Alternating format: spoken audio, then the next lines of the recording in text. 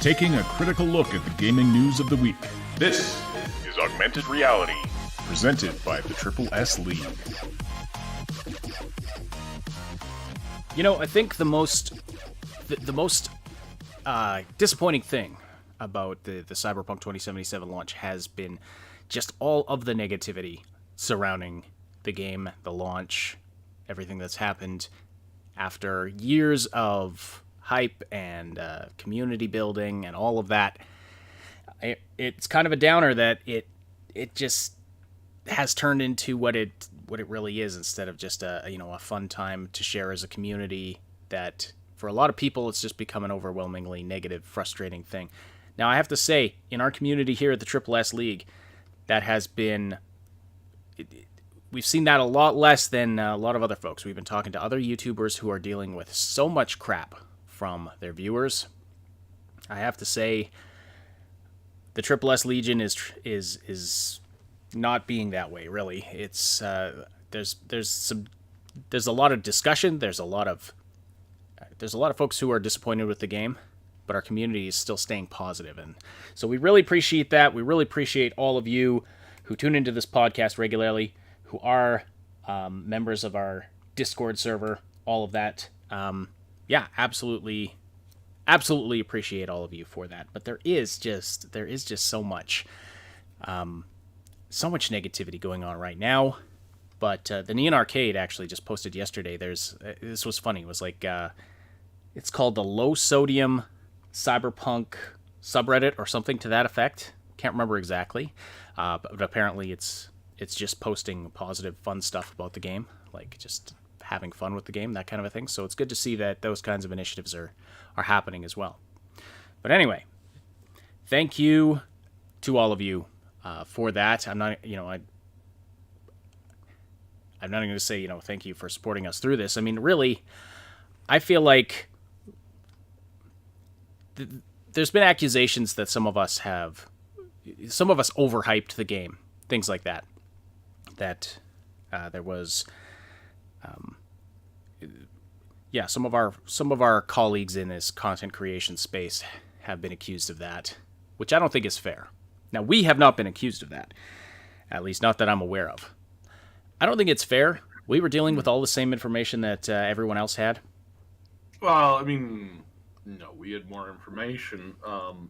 But in general, my more information kind of called this out weeks ago.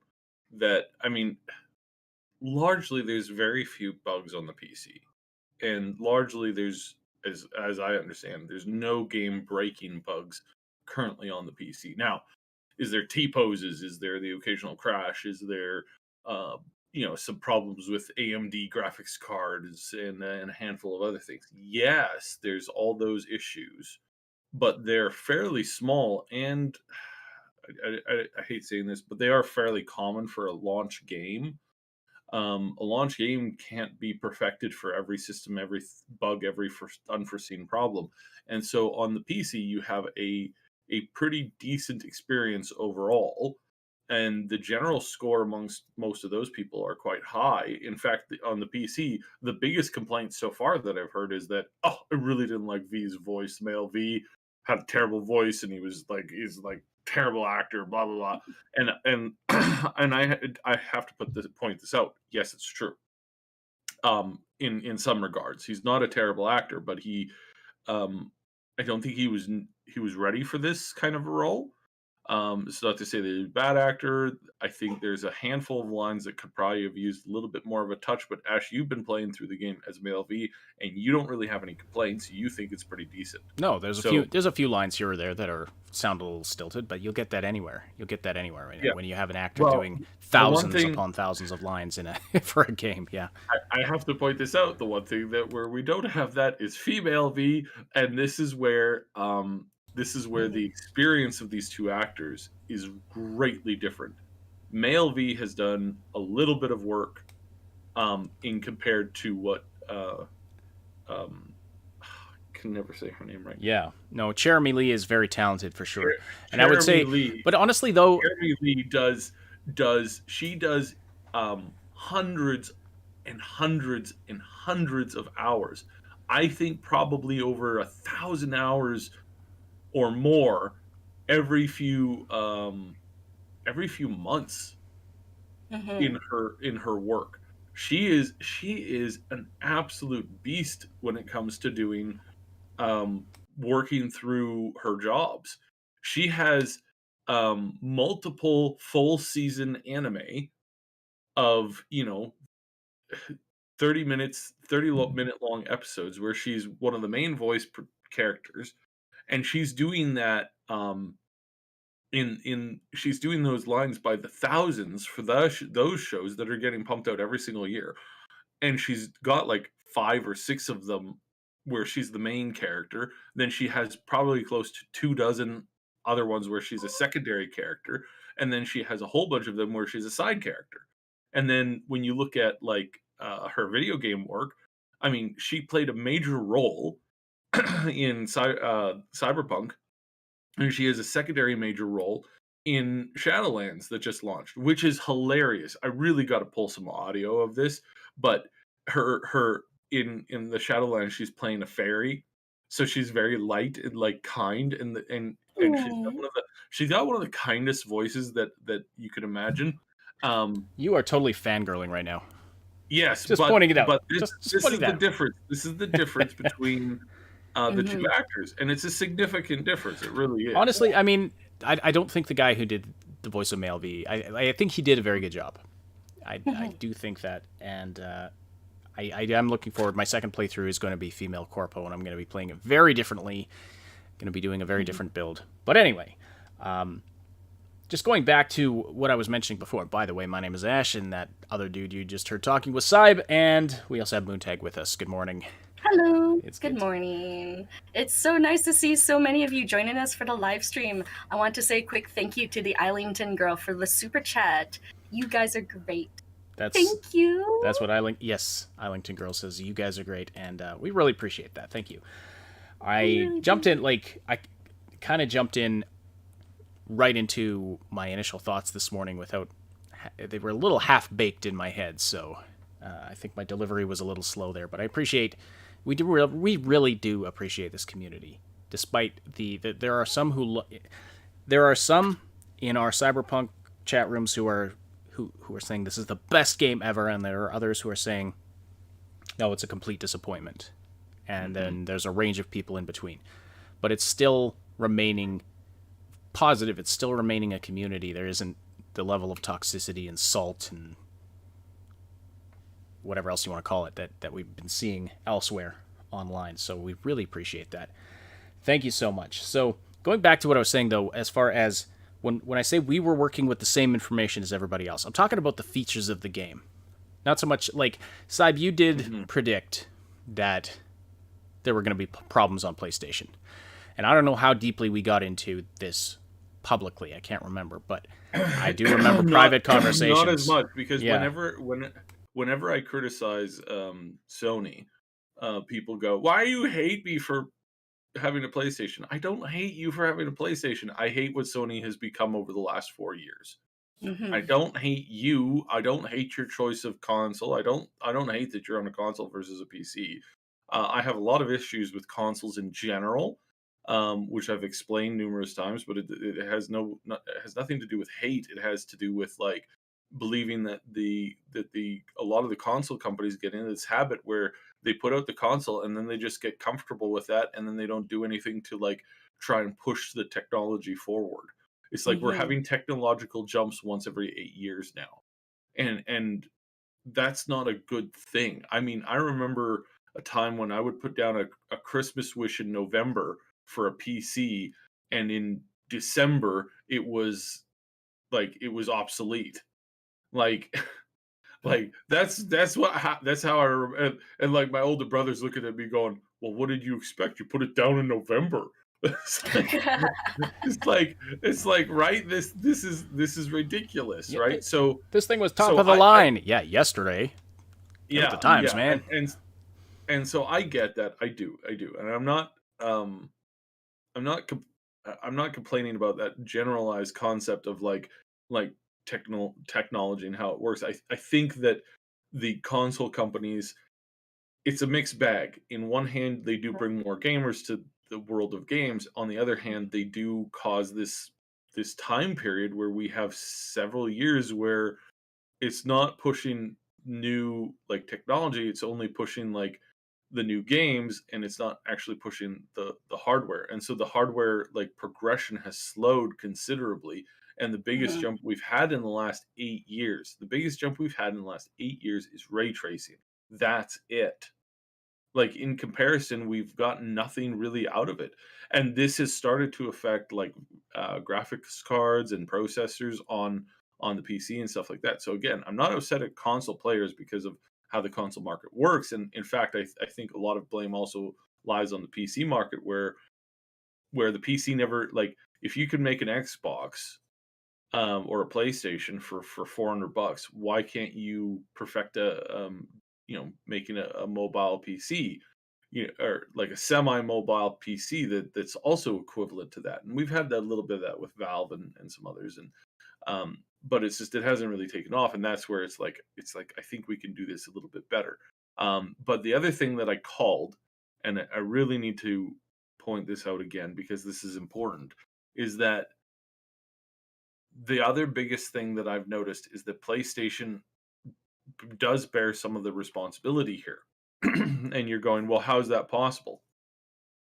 And again, I want to be very careful. PlayStation has not been offering the same amount of resources, help, and proofing that their competitors offer and that they themselves offered less than 4 years ago. What does that mean? That means that when it comes to certain games, ever since No Man's Sky, Sony's been basically saying, we don't care what you do. We don't care if your game's a success or not. We're not spending time and resources to help you develop and proof your game on our platform.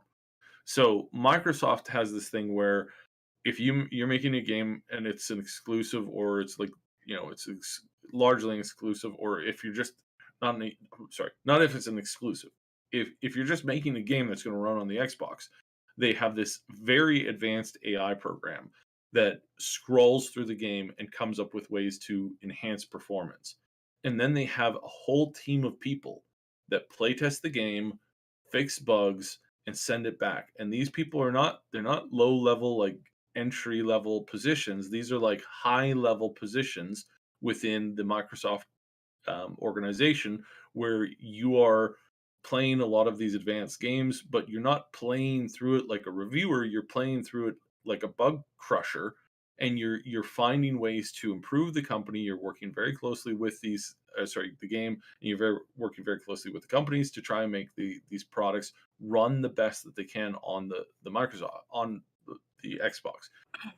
PlayStation stopped doing this. From everything that I've heard, they've stopped doing this for any game that they don't directly have like ownership in. So they just stopped doing support networking and support help for studios. And they've stopped doing this a while ago. And it coincided with their move to California, where now profits are everything and they don't care about their reputation. And again, this is the exact position that Microsoft was in 8 years ago, or a little bit more, about 11 to 8 years ago. They got fat and lazy, and now you're seeing Sony get fat and lazy. Again, this isn't a hit against you, the consumer. This is like you, the consumer, should be upset about this. You should be like, sending tweets out going, PlayStation, how could you let this happen? Like, and again, I don't understand how that's possible that they don't share at least a little bit of the blame.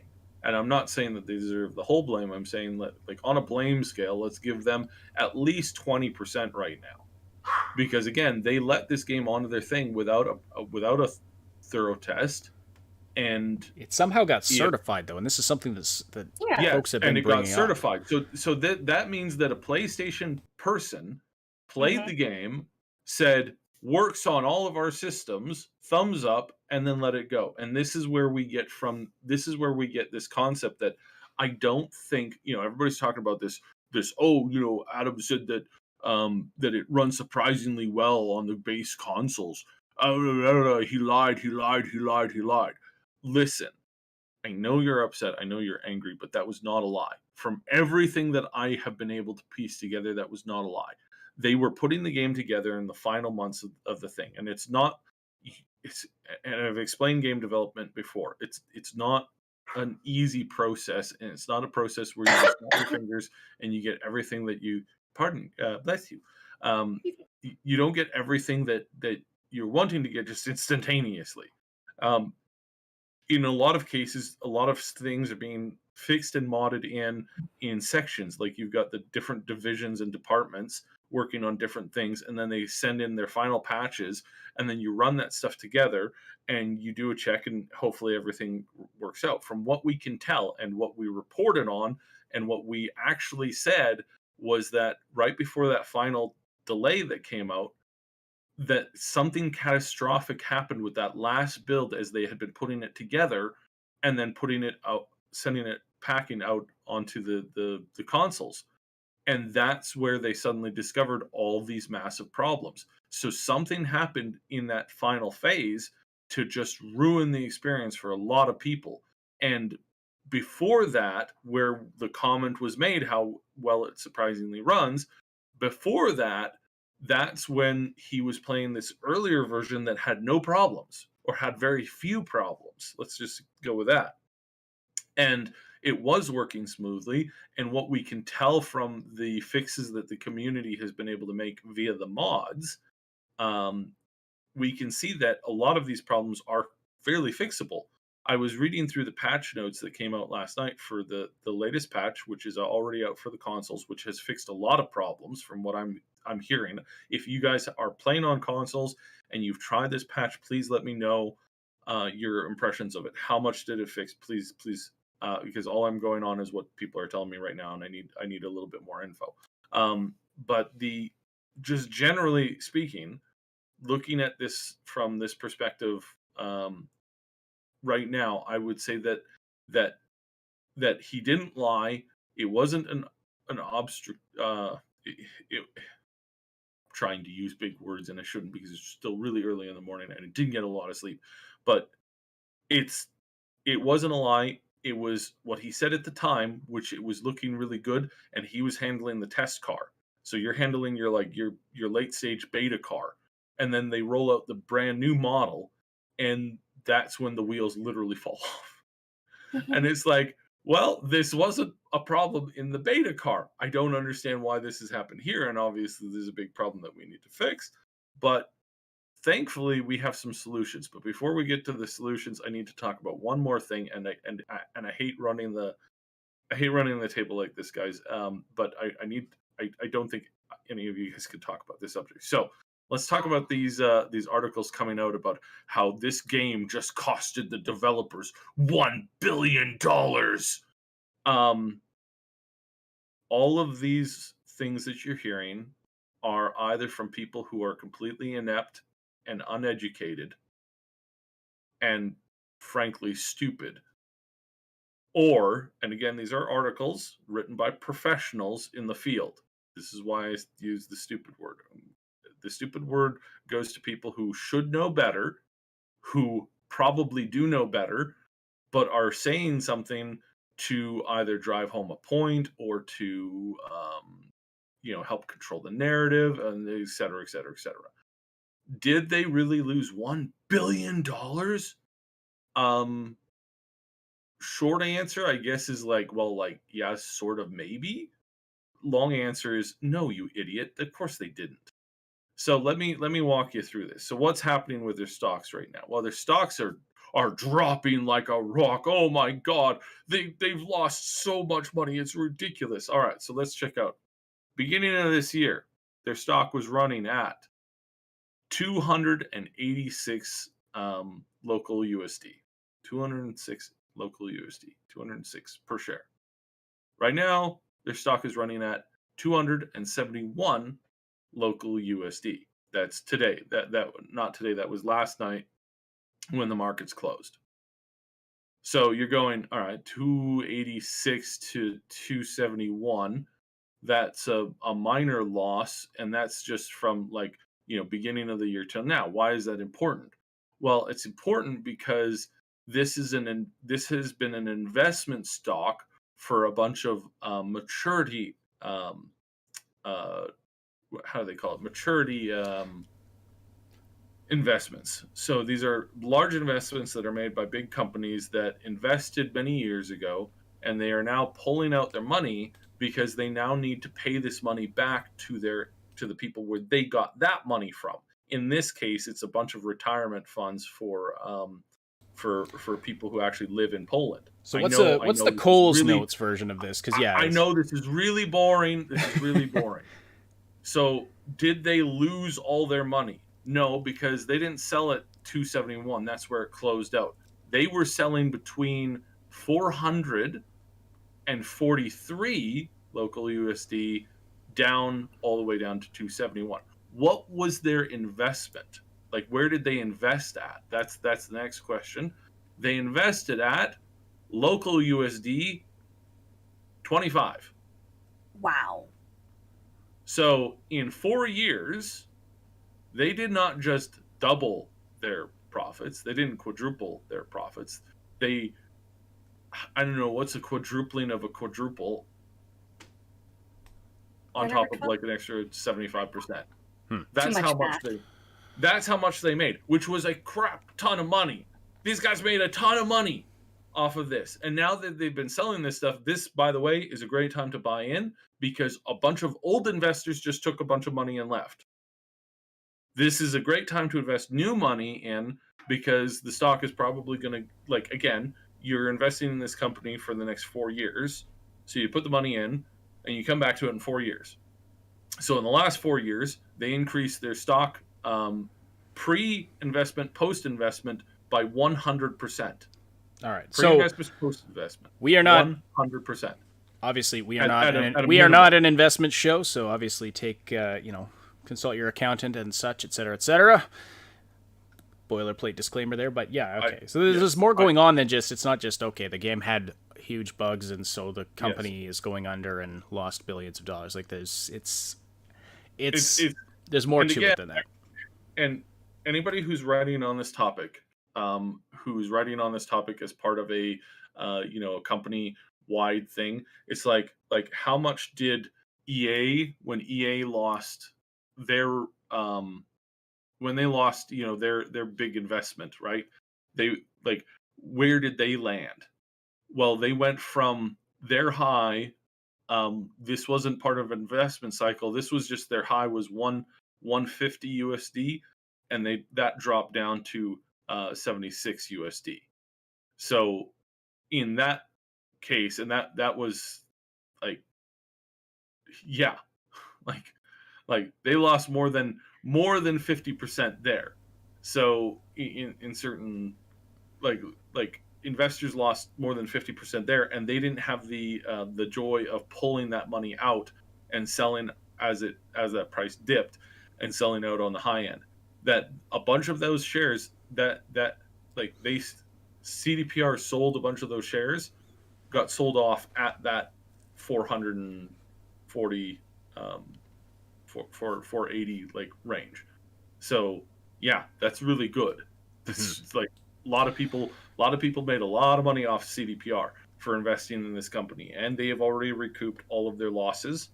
And basically from here on out, it's just it's not just that they recovered all of their losses, they more than recovered all of their losses. They're going to be good for the next few years, even if their stock price continues to go down. Yeah. So again, let's move on from that, because that's very, very dry. But yes, I mean, it's a good point to bring up. That's right. And I also wanted to say thank you to Game Notes for the super chat. Hey, thanks for the warning years ago about consoles. I'm enjoying the game much more than my friends on PS4.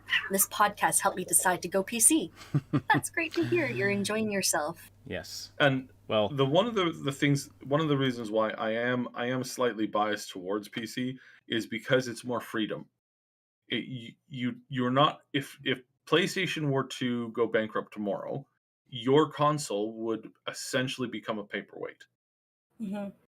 And that's one of the biggest things. If Microsoft goes bankrupt tomorrow, if AMD, Nvidia goes bankrupt tomorrow, my computer does not become a paperweight. It just has some minor alterations, tweaks, and bugs, and then and this brings us into our new subject. Um, Even if that stuff were to go down, the user and the community would be able to create the fixes and the patches for the for all that hardware that I'm currently using. Before we And get onto the that, can we software and just all that address a stuff. couple of things that have come up in the Sure. chat here? Sure. Sure. So, Hooligan Tim says, I play on a base PS4. I'll say the new patch has done some improvements, and before it would have a crash at least 2 or 3 times. Since the patch, I haven't come across a crash yet. So Okay, just well, what he said there.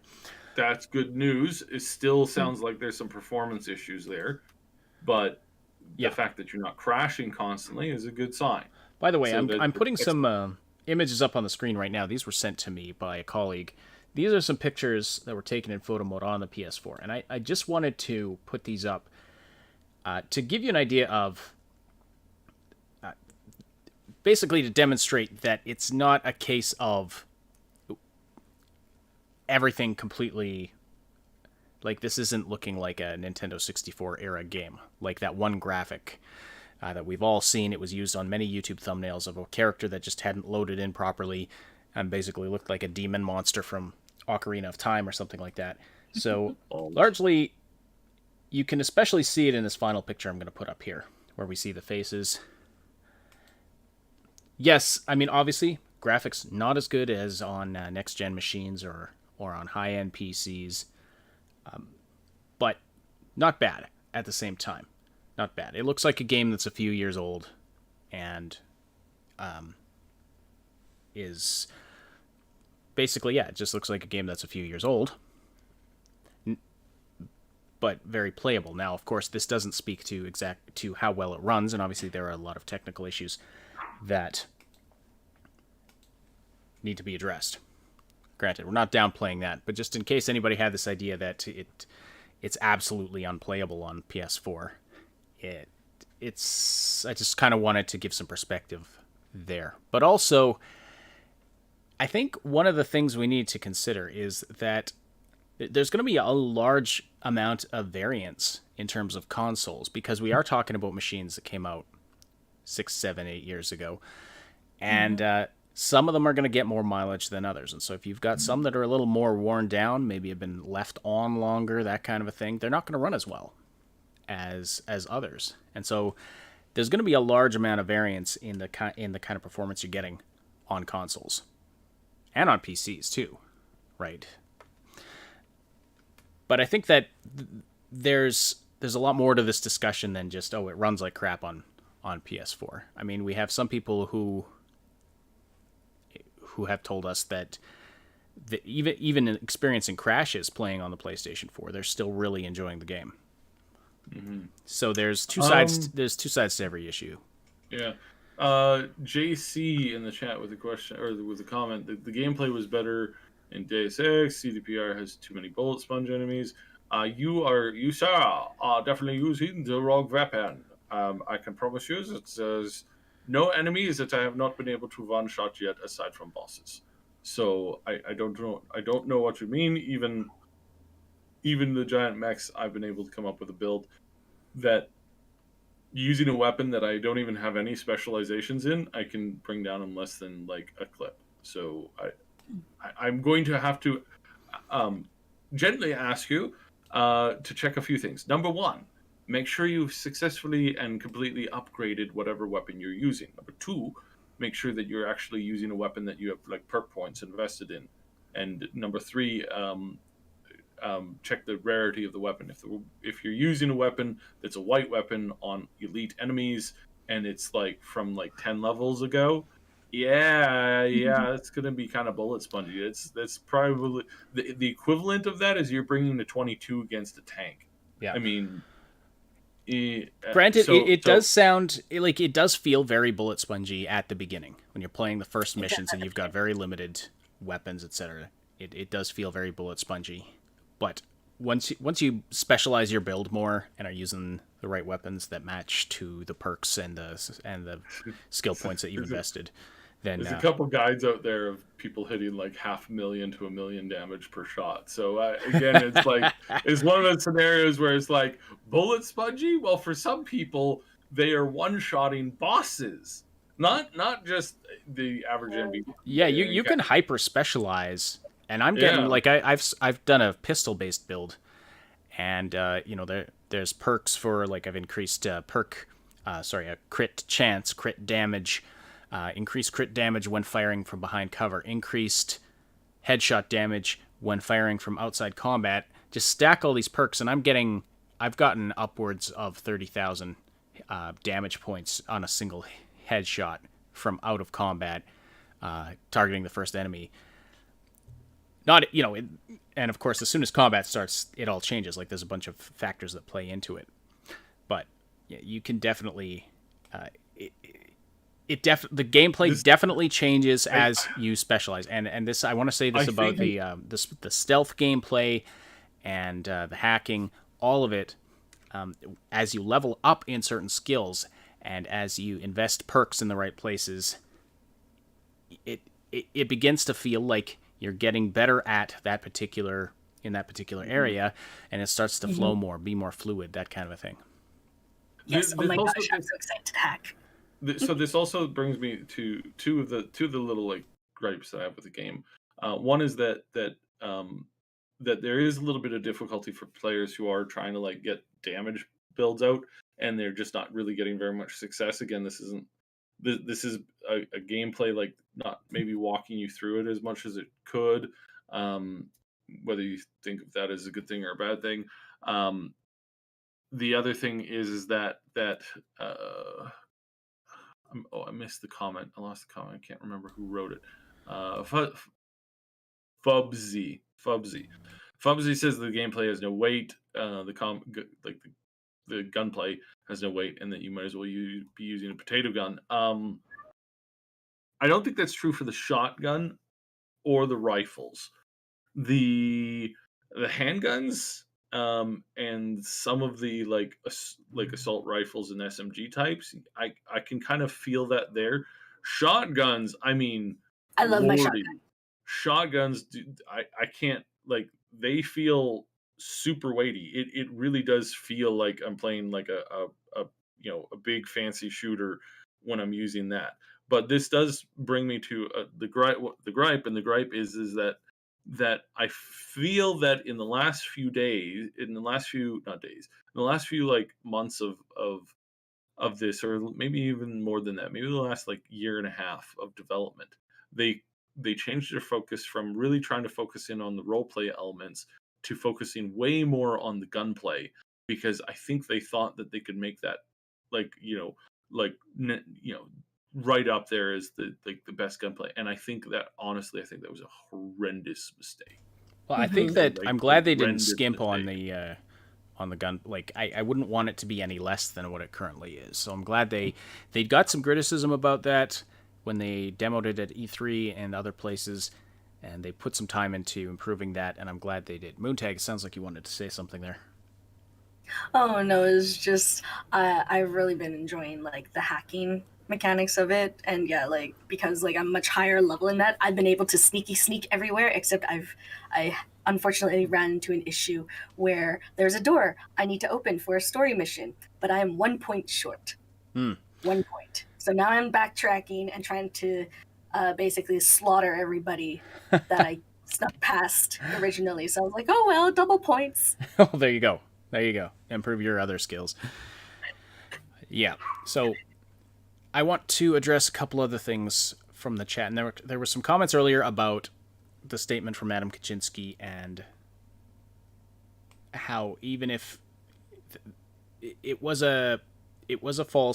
turned out to be a false statement when Kaczynski said that it was running. Basically, his statement is interpreted as it's running well on the base consoles, which I think is what he meant. Now, what he literally said was it's running surprisingly well, and I don't want to dive into the semantics and say that. Didn't I spent like 10 minutes talking about this? Well, you emphasized that it was not a lie, But and that it was actually, like, as far as he knew when he was looking at the beta car, it was that was a 100% true statement. okay, The problems came in the last month of putting the final build together. That when they shipped, and this is where they got too excited. The game went gold, and they got really excited for it. What they didn't realize is that when they made the game go gold, that, and this statement came in before the game going gold, the gold build of the game broke the PlayStation version. hmm That's all of the information that we've had, that other people have been reporting on, all that kind of stuff has basically been proven, just by the amount of people reporting on it, that the game was going fine. Because again, you remember that, like a couple months ago, other people had access to this game and they were saying it was good, and suddenly it was the fact that when they packaged everything together, the final build of the game got shipped out. This was after he made that comment. That's when everything broke on the PlayStation, and that's when they were forced to pull an emergency brake, put it back a few weeks. The PC version and the Xbox version got almost no work done on it. In the last, like, month of development time, there had been very little work done on those two things.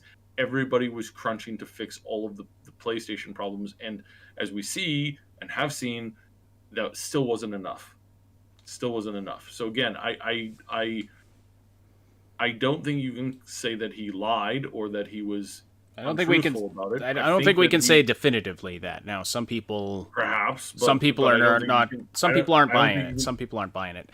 And one of the reasons they're not buying it is they're saying, well, why didn't they show PlayStation gameplay? Like, why didn't they show the base console gameplay? And Ken, I know we've I addressed have- this before.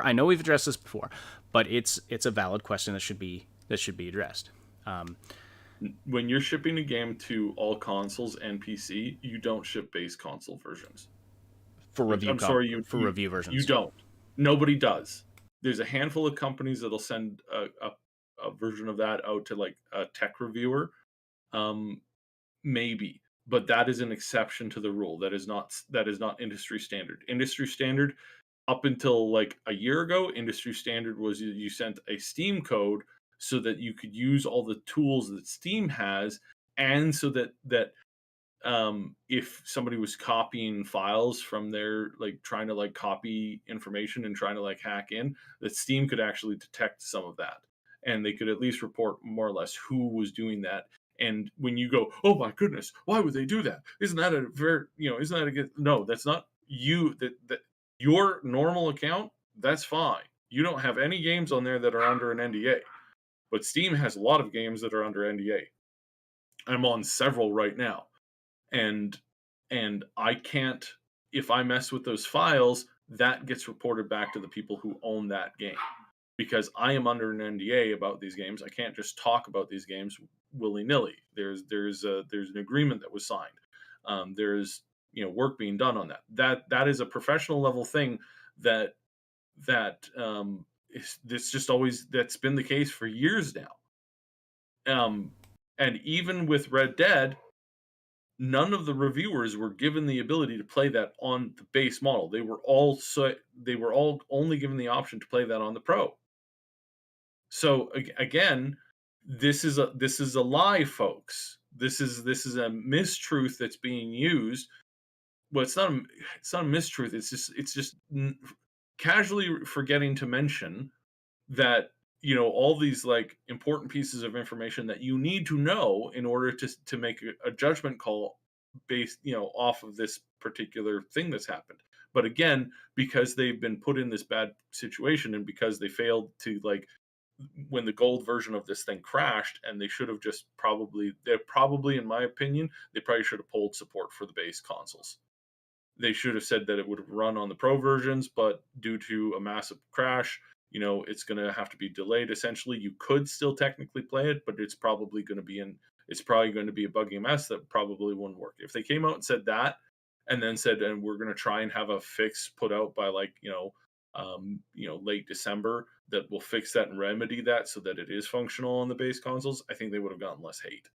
Significantly would have gotten less hate. So that's a decision that would have been a really ballsy gutsy decision to make that call. Would have upset a lot of people, but it would have upset a lot of people a lot less than it is right now.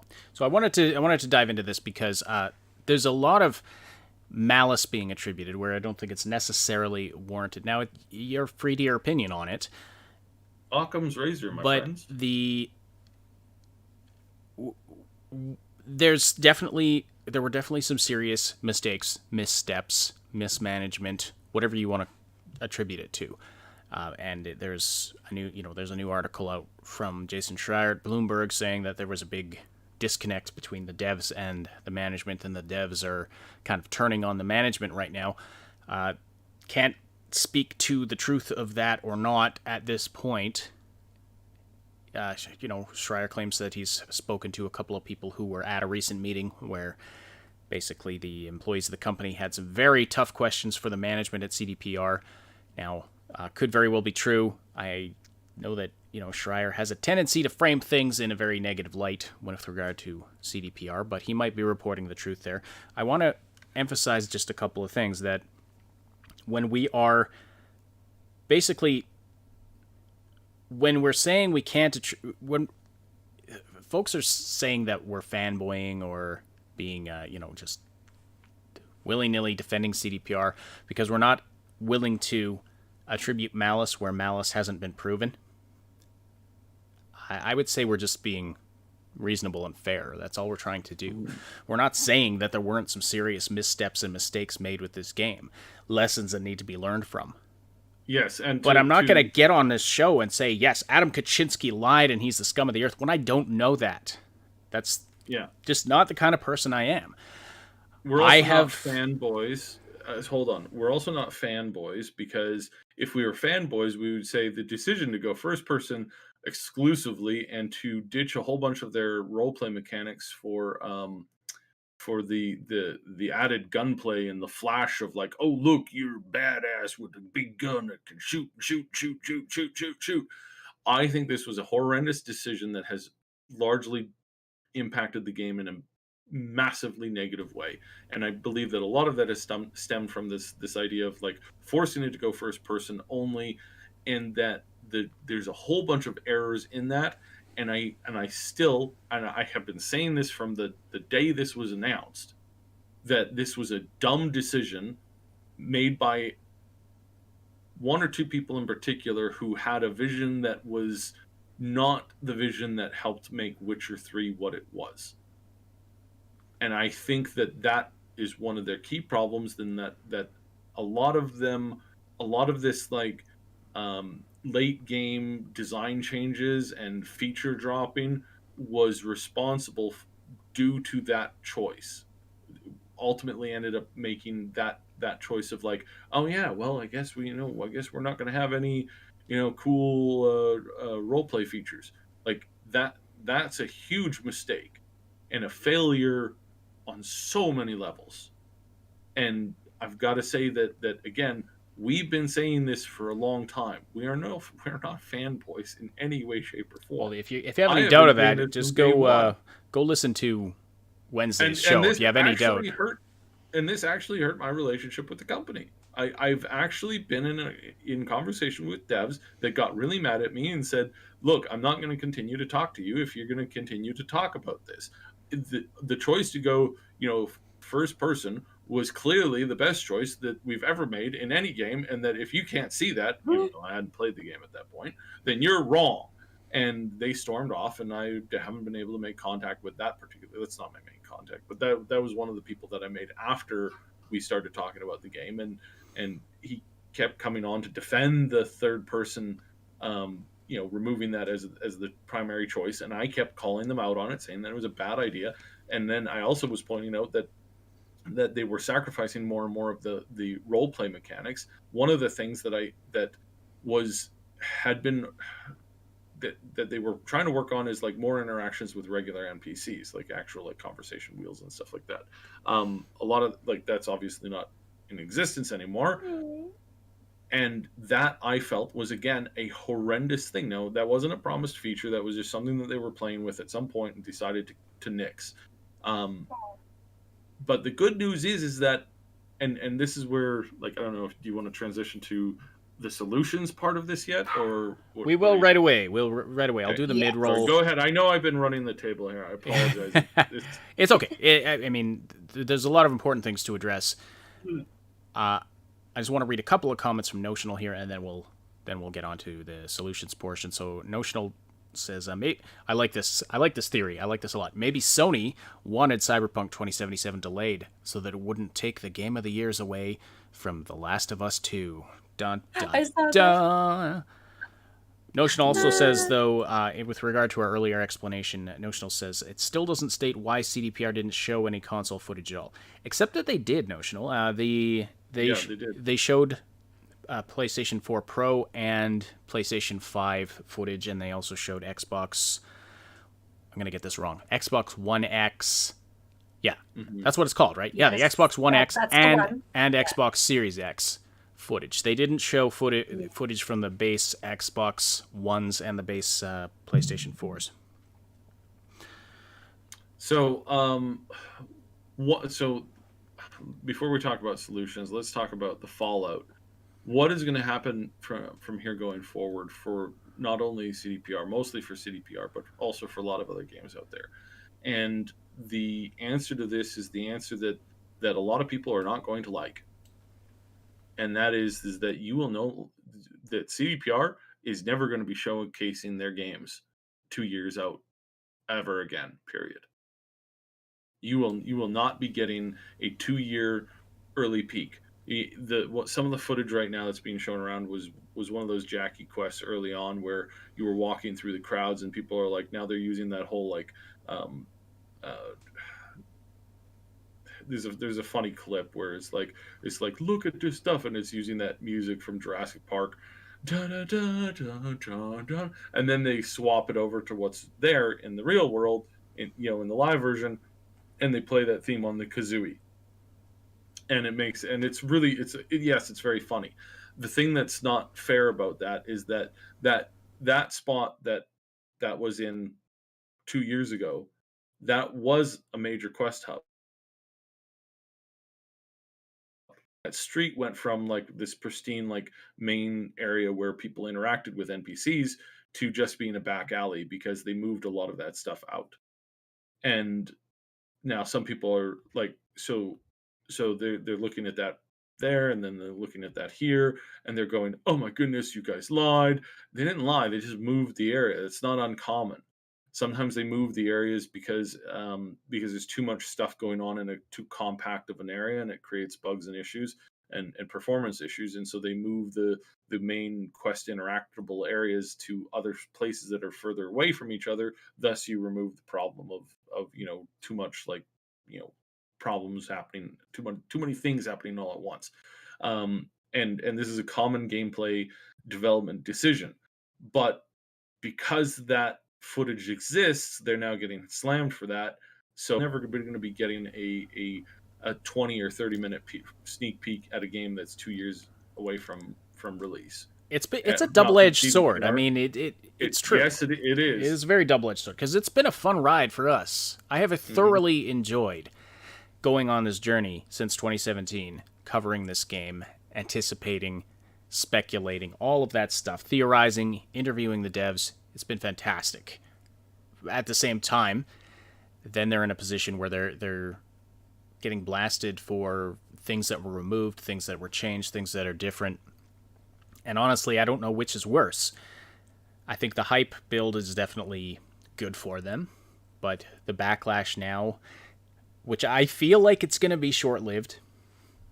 Honestly, this is not the first time that you've had a game launch and have a lot of controversy about it, and a lot of where a game launch has been described as an absolute mess or an absolute disaster, and then a few years later, everyone's like, "Oh yeah, that's a good game."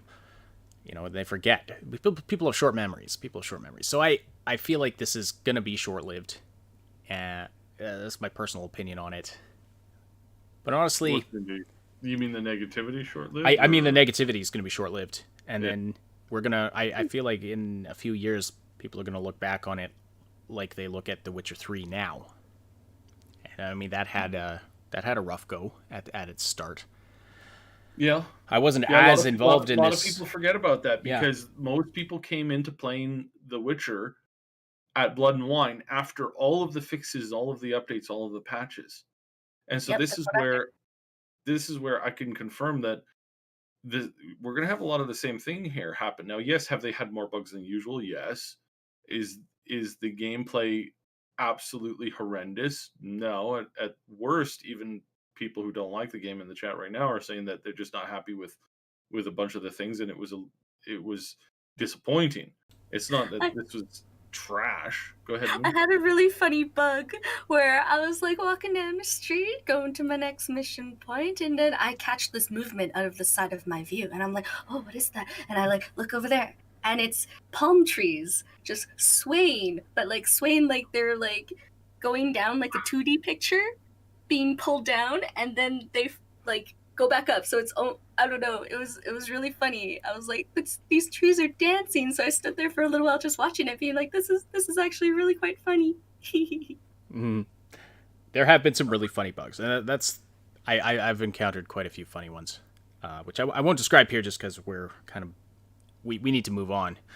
Yeah. That's it. I can't remember the other point So I was going to make, but that's okay. I just want to say that there's a wide variety of opinions about every aspect of this game, and we welcome that here. You don't have to agree with us. You're welcome to disagree. You're welcome to come onto the Discord server, tell us why we're wrong, as long as you do so respectfully. We've had lots of debate and discussion there, and we welcome it. We welcome it absolutely. We just ask that you keep it sodium free and non toxic. We're trying to keep the community just a very healthy place, making it a true community. And when we see the real friendships that people have built, especially during this quarantine time in the Discord server, it's just amazing. It's mind blowing. So you can find the link to that in the description below. Join up there and join us for a good time. And don't forget to slam that like button. If you haven't yet, we really appreciate that. It tells us and YouTube that you appreciate this content. All right, we're going to get onto the questions that are in the title of today's show, and let's talk about that first one. Let's talk about solutions. Let's talk about mods, and let's talk about what the future holds. So yeah. So the good news is that um, this game is going to be great in about, well, I mean, not even a long period of time. We're looking at the fact and I hope that they do follow through with it, adding official tools. We still don't know if that's going to happen. That's going to be obviously anybody from cdpr listing. Oh, excuse me. You have to release those tools. You have to, because if you don't, the game will eventually become like, if there's nothing new, if there's nothing being created, if there's nothing being updated for it, even right now, it'll get uninstalled and it'll never get reinstalled. Like every developer knows it, that once, and this is what Steam tells us: you uninstall a game, one if you uninstall a game, the likelihood that you're going to reinstall it is very low. It's like less than 50% most of the time. So for the love of God, get the mod tools out, within a year. Um, Honestly, I know some people like to wait until all the DLC and all the expansions are out, but I think you should make an announcement for like sooner rather than later, and then have it out at some point, because the thing that we desperately need to do here is to keep stuff moving. And I can I'm looking at the mods being created by the community. I'm looking at the community interaction there, and it's very high. It's higher than any game that's ever had a release has been. They created almost 300 mods in less than a week. 300 mods. Now, a lot of those are superfluous throwaways, including the mod that I created. Well, maybe not. at least But you're aware of it. yeah, but there is this push to you need to have this push where we need to get more better content out there as quickly as possible. And if you don't do that, then there will be this gradual fall off, I think is going to happen, and you're going to have a harder and harder time keeping people around. Masterpiece of a final expansion drop that I know that you're working on. But this stuff needs to happen, like, again, as soon as possible, because if you don't do it now, you're potentially going to waste just a ton of, like, the players who are wanting to be involved in the process right now. So mods have the ability to fix everything, because they have 2020 hindsight. They have a perfect level of hindsight, because that's exactly what it is. They are watching and reacting to everything that the players are commenting on, that the players want to have changed and tweaked and improved and altered. It's like, that's what the players want. If the players want a Thomas the Train car in the game, you're going to get a Thomas the Train car in the game. And I want that now. yeah, yeah, I know. I want that too. Um, and this is obviously something that's going to happen, um, on one level or another, and you can make it happen easier, faster, or not, as the developers. Now, the community, like, look, I checked out the mods this week, and there was a bunch of fixes and improvements and things like that. Already improved my gameplay significantly. Um, the performance increases, the bugs and the fixes. So the community came up with fixes. I mentioned the AMD issue. There's an issue with AMD cards. A particular set of AMD cards causing the game to run very, very poorly. The community managed to create a fix for that in 3 days. The PC update that fixes that isn't due for another, I think it's coming out like tomorrow or the next day. That's how quickly the community can fix problems. Is the community can get to these problems, say, this problem here, because you have 10,000 people working on that problem, whereas at the company they're paying one dude to try and find that problem. So again, this is why modders fix everything. And you can't even really compare it to a regular studio, because even games that come out with a perfect, they're perfect, everything's great, it's all perfect, which is a very, very much of a rare problem thing that happens these days. Even in that scenario, there's still other things that modders are able to fix and improve upon. And we see this with every game that comes out. Every game that comes out has somebody who's created a solution to pretty much everything faster than the developers can get at it. Because whereas a developer is trying to chase 50 problems in one case, you have a modder who's fixing a single problem. And but you multiply that community base by thousands in some cases, and you just have and that's how you have over 100 fixes in a single week of release. And so, can the mods fix everything? Can the mods fix your gunplay issues? Absolutely. Can mods fix bullet sponginess problems? Absolutely. Can mods fix your crafting problems? Absolutely. It took me almost an hour to do this major, like, crafting push the other day on the game. I got a single mod and I did that work in an hour in about 3 minutes. So again, can modders fix everything? Yes. Are they supposed to fix everything? Well, in a perfect world, no. But also, in a perfect world, yes. But also, yes, without the perfect world. So that's actually kind of a good thing. In Skyrim, you could make the world change to pretty much anything you want it to be. Like right now, it's a literal sandbox, even though it's not necessarily a sandbox type game.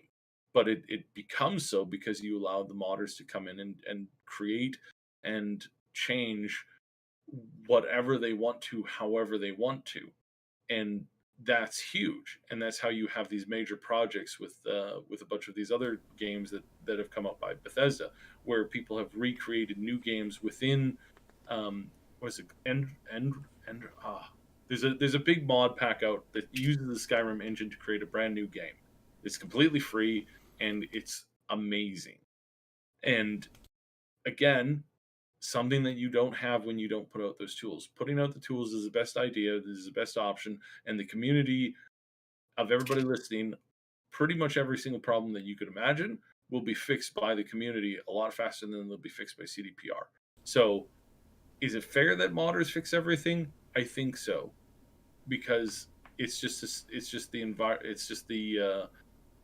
series of events that create that scenario in which the modders have, having perfect 2020 vision, can look back and say, yes, here's all the problems and here's how to fix them. And then they get to work, and then they can fix those problems, because instead of being a single developer working on 50 issues, or a team of developers of only 20 people trying to fix all of the problems, you have you have tens of thousands of people working on hundreds of problems all at the same time, and everybody's coming up with solutions, and the best stuff just rises to the top in the mods. And so that's where we're looking. So I want to encourage everybody that if you are passionate about this project, if you're passionate about this game, literally just hold on, because there are so many fixes coming. Now, I've left out a big group of people here, and that's the console players.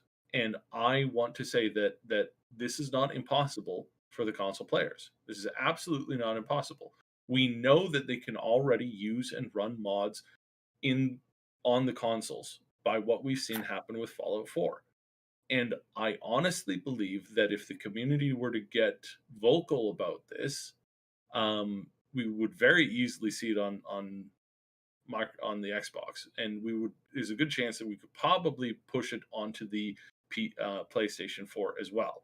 And we know that they have the infrastructure for this. We know that they have the ability to do this.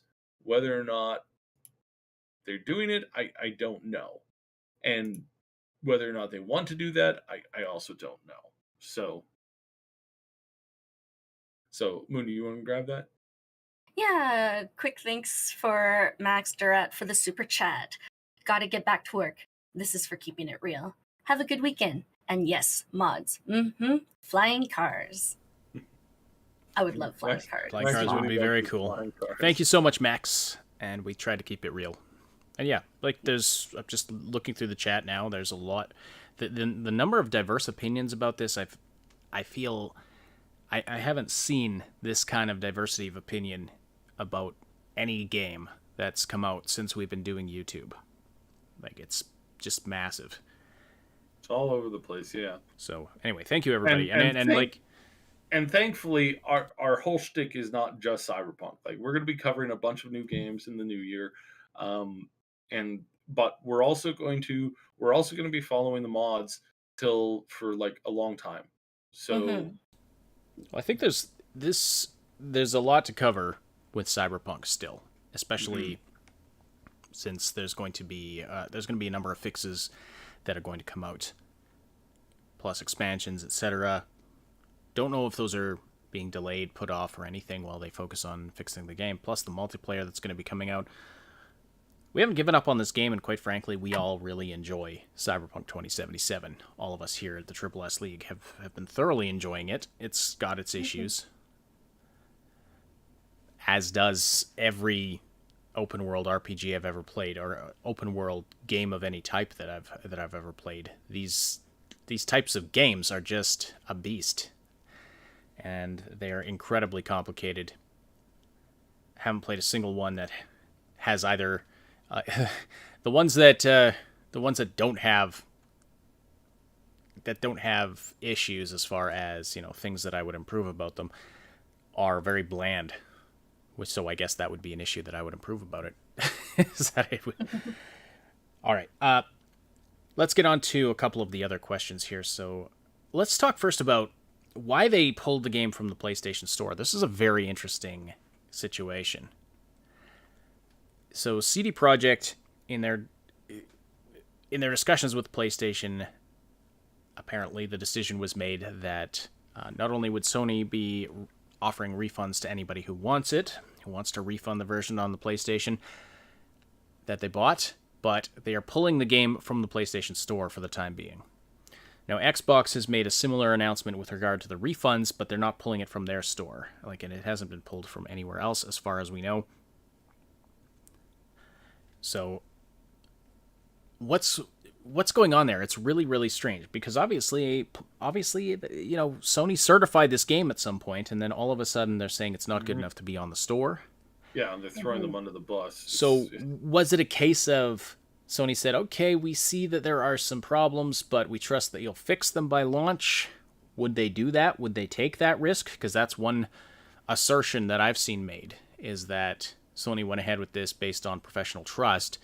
I don't know if there was any evidence that, the creator that I saw covering this who said that, I don't know if he actually had any evidence for that or if he was just speculating. But is that the case? Or did they certify a working version and then something happened after that? What happened? What do we know, Cyb? And what can we deduce? I think it boils down to some pretty easy things right now until the fixes, not the foxes, the foxes in the hen house. Until the foxes in the hen house get chased out, there's no point in trying to sell more of these copies, especially not on the base models. So I believe that basically they came to the decision and the idea that they were just going to pull it from the store for now, and that they're going to wait until it's basically smooth. And yes, 100%, they certified this.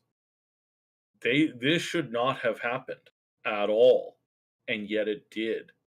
And again, PlayStation shares some of this blame because while yeah, sure, a lot of reviewers didn't get that, they should have gotten that, and they should have been able to either help them in some way or pull a signal because the Xbox did.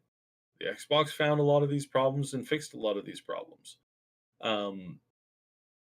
But for some reason, the PlayStation just didn't do that, and I think that's a lack of support. And I think that's a money-saving move on their end. They decided why should we be paying for this, and this is why. Because people who do want to get the game and who were looking for an upgrade are now looking at this going, well, maybe Xbox is the better buy, and they're going with that decision. There's also a comment from Game Notes in the chat. Sony probably has a unique relationship with CDPR since they do own their own publishing / GOG. Mm-hmm. Yeah. And so they are competitors on some level too, so that's got to be remembered. Taimur Hafiz points out CDPR confirmed in their conference call that Sony / Microsoft certified based on their trust for CDPR that it would be fixed by launch. Okay. I hadn't caught that myself. I'll have to go take a look at it, but that's what Taimur in our chat points out. Again, I don't know why, problematic. I guess there's some shared blame there then. Honestly, I feel like Sony probably should have said, no, you fix it first and then we'll certify. Mm-hmm. Mm-hmm. Somebody dropped the ball somewhere. CDPR at the same time, too, probably should not have said, we promise we'll have it fixed by launch. I think that there were two mistakes made there, not just one. Mm-hmm. Yeah. Now, Microsoft, again, is providing refunds, but all the controversy about this is centering around the PlayStation version. Not that there aren't any issues on the Xbox, but it doesn't seem to be nearly to the same scale. But yes, again, very interesting that they would choose to pull it from the store. People are saying... You're right at the peak time of sales and gifts and all that kind of stuff, too. Right. So that is a big problem. But again, I believe that this really just boils down to Sony not wanting to get a black eye in this and pushing the blame and the responsibility onto CDPR fully. And yeah, because again, what we had heard is that basically CDPR said, okay, we're going to accept returns and refunds. But Sony knows that a lot of those refunds were going to disappear they were going to go, like, people were going to refund the game, and then they were going to buy the game and quite possibly buy other games on other platforms. And they decided to, oh dear now, oh dear, we got ourselves a big problem here. We need to go and fix this ASAP by making sure that people can't refund the game. Because if they refund the game, that's going to leave us without all these people and potential customers. They're all going to walk out because they've had a bad experience here. So that at first, that's where this thing happened, where it's like people went to request refunds and they were told no by PlayStation. They were told en masse no by PlayStation. They talked to humans, not just robots or automatic algorithms, and those humans said no. And I suspect strongly that it's because they were told don't do it, until the backlash got so bad that they were like, okay, fine, we're just going to sacrifice this. So I think they're literally they're not burning a bridge, but they're definitely putting the blame back on them and saying, you know what, we don't care. And yes, still interesting. I don't see how it helps them necessarily, because yes, well, because where they wanted to hold on to it and the potential customers before, now they're like, oh, it's just too much hot water. If we do this, then we'll appear to be on the side of the gamers. When, again, as Chad points out in the comments, good comment. As far as I know, Sony doesn't care about their clients, and no, they really don't. They don't care about the people who make their games, because we've seen this happen in Japan. We've been seeing this happen for the last 2 years. They are starting to push people around. They're starting to behave very much like a mob, where it's like, don't make us angry. And then you're like, well, how do I not make you angry? Well, man, you just better do what we tell you to do all the time. Well, what is it you tell me to do? Well, don't make me angry. And it's like, what do I do with that? That's not helpful information at all. And so this has been an increasingly common thing and common complaint amongst developers and amongst studios, where it's like, we don't know what they want us to do. And this is why there's major deals coming down between Microsoft and Japanese game developers. Major deals. Expect that stuff to be hitting really hard next year. We're going to see a lot of movement in this field. And you wouldn't be able to do that if Sony had just kept their relationships with these people the same. If they just kept them the same, not work to improve them at all, just kept them the same. But we know now that they've been forcing out a lot of these people. And again, that's not the fault of the consumers. That's the fault of the corporate overlords that took over Sony from within, moved it to become an American company, and embraced all the worst aspects of that big move and the change in everything. Because they basically said, no, we don't care. And they left so many good things on the table. They've sold off and walked away from so many big projects and stuff, and it's really terrible. It's really sad. So yeah. All right. Bizarre situation. Now let's talk about this other talking point that I have heard in many tons of coverage that I've been watching this past week of CD Projekt Red. This idea that it's not a next-gen game, or that it doesn't have any next-gen features. We were promised next-gen open world and didn't get it. I find this to be a really interesting topic, because I don't agree. But it is, at the same time, somewhat subjective, in that you have to define what does next-gen mean. There is a next-gen version of Cyberpunk 2077 coming. In other words, built and optimized for the next-gen consoles, the PlayStation 5, the Xbox Series X, and high-end PCs. And that's going to be a free update for folks who have those consoles, who already own the game. So that's going to be really interesting to see what they bring in to that. I wonder if we're going to see some of the features that were removed, cut, whatever, that don't exist in the current version of the game. I wonder if we're going to see some of those switched on, if you will, in the next-gen version. But what does next-gen mean? Do people really not see anything next-gen, anything that's pushed the bar with Cyberpunk 2077, the way that the world is put together? I find that to be a bizarre statement, because there's definitely some stuff that is hand and fist above other games. For all of its problems, and it does have some, there are some things that have just blown me away. One of them being the animation system and the jolly facial head, the jolly animation, which governs the lip syncing and the facial animation. Most lifelike facial animation I've ever seen in a game. And we could throw ray tracing in there. I mean, it's not the first game to implement ray tracing, obviously, but it is definitely, that's a next gen feature. If we're talking about, okay, the Islington girl says not really. Maybe the ray tracing and visuals, but face animations are good. Yeah. So the animation, the ray tracing, but let's also talk about the world streaming tech. The way this open world is constructed. This is not the first open world game to be seamless and have no loading zones. But how much they've jam-packed into this city. Let's put it side by side with Red Dead Redemption 2, which is a game that a lot of people are trying to compare this to and being like, well, Red Dead Redemption 2 does the same kind of thing and it runs fine. Okay. But compare the most densely populated area of Red Dead Redemption 2 to Night City. Yep.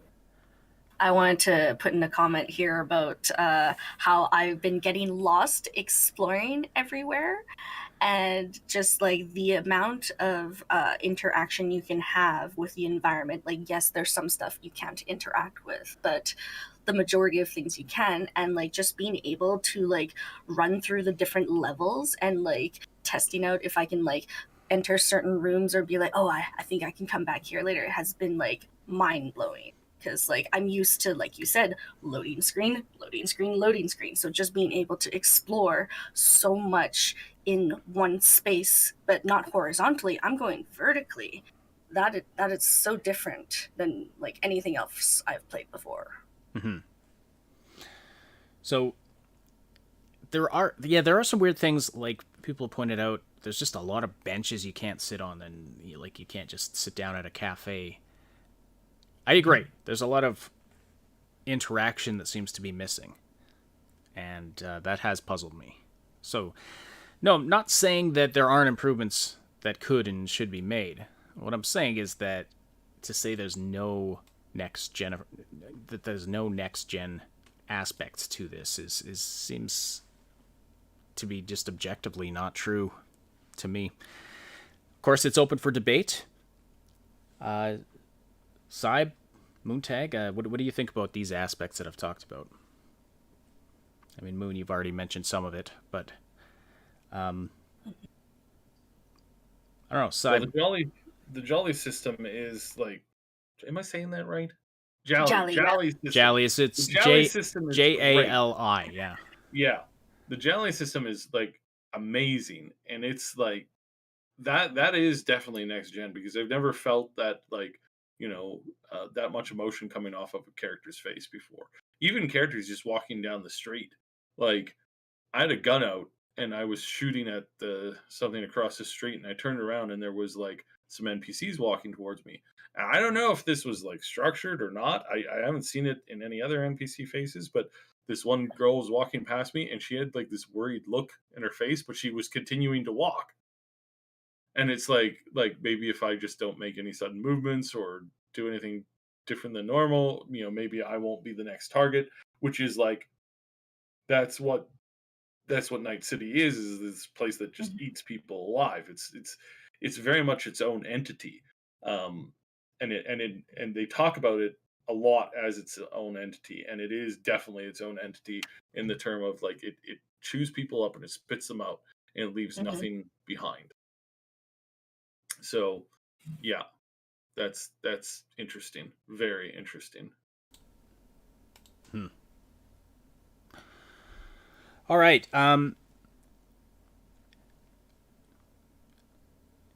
Yeah, let's talk about the AI, I guess, because this is one thing that, again, there's a lot of discussion about this. There was supposed to be this next gen AI system, and I agree that seems to be conspicuously absent. The AI as far as the NPCs walking around in the world, the police, the driving, yeah, there's it leaves a lot to be desired. Definitely agree with that one.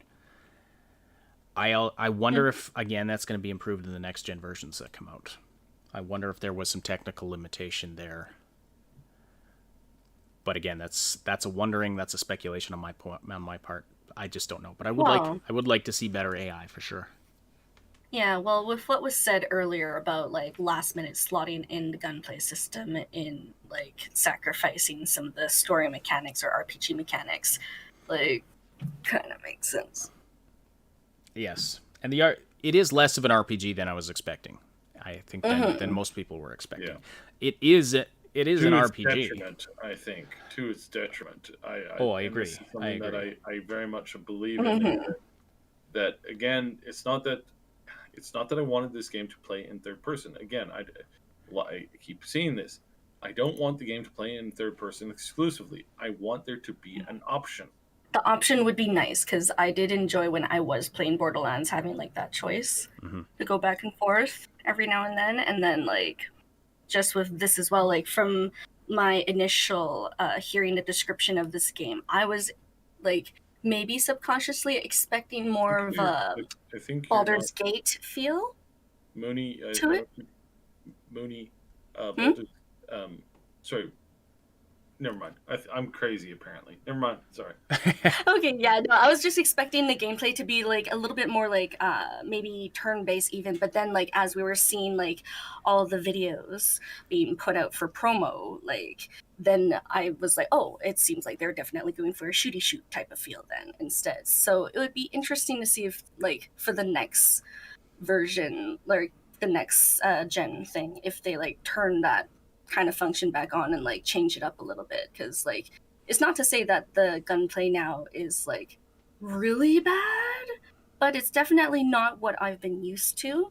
But at the same time, I'm not focusing on the gunplay mechanics specifically for this, even though it is something that I do notice. But like I am looking through this more through like I'm being more critical of the story elements, because like it's the city, it's the environment, it's the characters and the interactions with them that like I'm looking forward to, right? Mm-hmm. Okay, fair enough. And Ooh. yeah, let's address some of these. There's an argument happening in the chat right now. There's some people adamantly saying that it's not an RPG.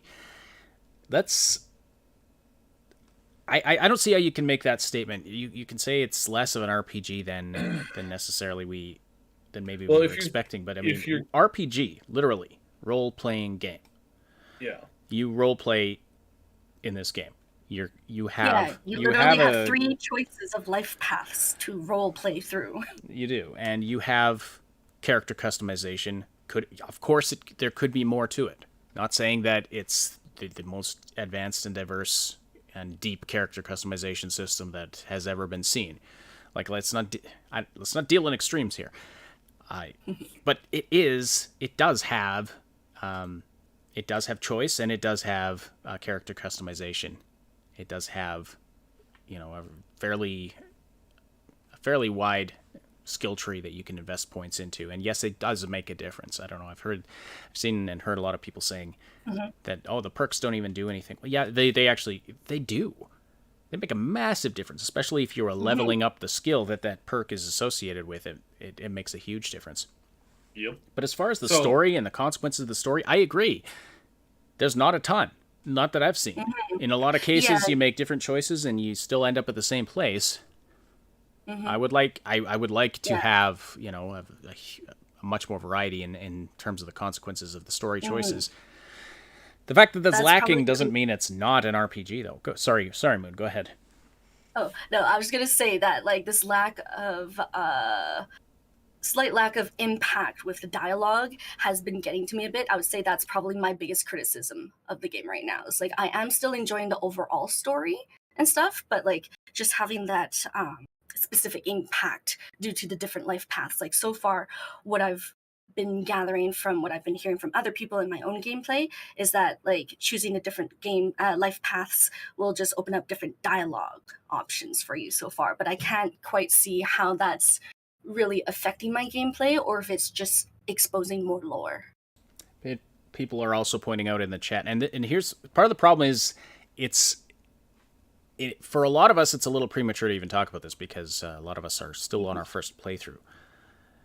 Sunglare says, I just did a bit with Judy that had 3 different outcomes, so yes, there is choice. Keizer Soze says, you can get other consequences. I got Johnny pissed off. I reloaded, and keeping him happy did change stuff. I have also heard there are... At first I heard there were 4 endings. Now I'm hearing there are 7. So there's a lot that's still yet to be discovered. Okay, then. You know, so in terms of... The game has depth, and you are playing a role within a game. So if you're sticking to that kind of concept, it's no different than most RPGs out there, as far as being an RPG. Now, is it an RPG like certain JRPGs? Because I did see some people making the comparison to JRPGs. JRPGs are a completely different thing. That's why there's a difference between RPG and JRPG. And JRPG just doesn't mean that it's just Japanese on top of it. That no, there's a uniquely different style and far more like customizations and roles and interactions and all that kind of stuff. So there is a significant difference between that stuff and that, and where we are going from that, has yet to, like, we have yet to see that like hit its full potential. So Right. Josh Mungander says, your role is always V, though. V has the same personality and goals no matter what you choose. Personality, yes. And well, it's true. It's terms of your ultimate goals.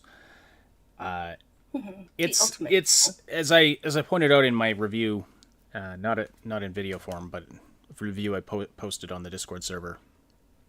It's V is more diverse of a character than Geralt, but not a ton more. But The Witcher 3 still an RPG. There's a variety of ways you can play Geralt. Now, it is true that CDPR, in their marketing for Cyberpunk 2077, they did start to steer away from the RPG aspect of Cyberpunk and started marketing it more as an action-adventure game. And so I think it's fair to say it's primarily... You could either say it's an action-adventure RPG or an action-adventure with RPG elements to it. Mm-hmm. And again, RPG does not necessarily belong at the top of the list, but I don't think you can say it's not an RPG. My opinion. Go ahead, Sid. And I will say again that this was done to their detriment. I think that they walked away from what made them good, and I once again must point the finger at design decisions that took it away from its original design and concept. And stuff that even we had been reporting on for many years. We hearing confirmations over and over and over again on all this stuff, and then seeing a lot of that stuff walk back and change completely because, well, it's just we just decided to go a different direction, and it's just a shooty shoot bang bang, and there's a big stories, and they walked away from what made The Witcher really good. And I think they can get that back. I do. I think that there's certain people in certain design positions that need to be reconsidered for those roles because they failed miserably overall. I hate to say it, not miserably. They failed to live up to expectation. Clearly, they failed to live up to expectation. That is quite clear.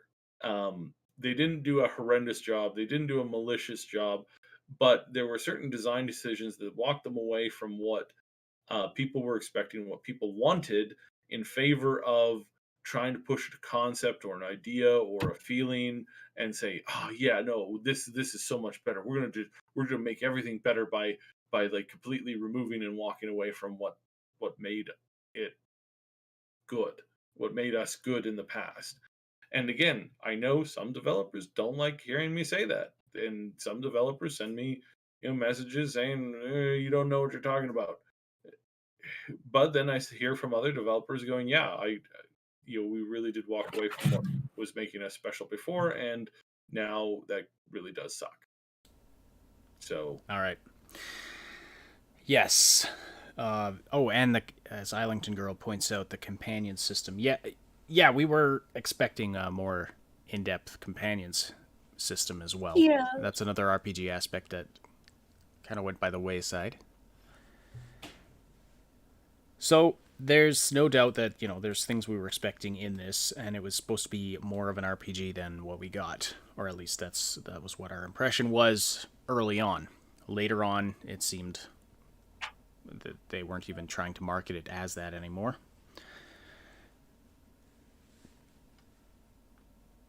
Yeah.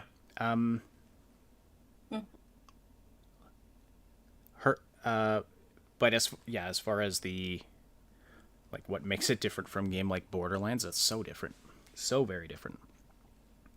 So Yeah. Okay. All right. Any final thoughts about all this? It's been a very. I really enjoy the NPC generator. I really like seeing the different NPCs that just come up. Like, it's really great. Just doesn't matter if I'm loading into where I left off on a mission, and there's some randos beside where I need to enter in this area, or if I'm just walking around the streets of Night City or in the street markets, or the adult street or something. It's great. I love seeing all the different outfits. Yeah, there's some really cool stuff in the game, and I think that my puppy is very upset right now. But I think with mods, just like with Skyrim and Bethesda games, the game is infinitely better with mods, and I think that we're going to have the same thing here, and I hope that they continue to chase that. Oh, my poor puppy. Oh, she wants some attention. Oh, poor puppy. I'm coming. All right. Well, I think we'll wrap it up there for now. There's a lot more to talk about. It's been a very broad discussion today. If you want to keep the conversation going, join us on the Discord channel, on the Discord server. You can find the link to that in the description below. And talk to us, talk to other Triple S Legion members about all the things we love to talk about. I'd really appreciate that. Thank you, everyone, for listening and for the great conversation in the chat today, for supporting the show by listening live or after the fact. Don't forget to slam that like button before you leave. Really appreciate that. And a special thank you to our Patreon supporters and channel members who will help to make this content possible.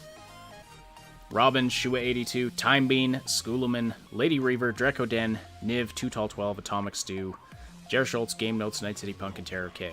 Those are our big damn heroes on Patreon and our channel members here on YouTube. Appreciate all of you very much. Don't forget, we do this show live every week on Wednesdays and Saturdays, and that's where you can get the latest info sooner. If you're listening after the fact on YouTube or on one of the audio-only platforms, you can join us live and be a part of the discussion. See the Discord server for exact times and schedules. We'll also be announcing there what our schedule is going to be like over the next couple of weeks with the holidays. We'll be taking a break from the podcast for a few of those days, and we'll let you know, but we'll still be active online in various ways. So check the Discord server for all of that. The Augmented Reality Podcast is a presentation of the Triple S League. Check out our YouTube channel for game guides, reviews, comedy, news updates, and tons more quality gaming content. My name is Ash. On behalf of Cyb and Moontag, thank you all so much for listening. We'll talk to you again very soon.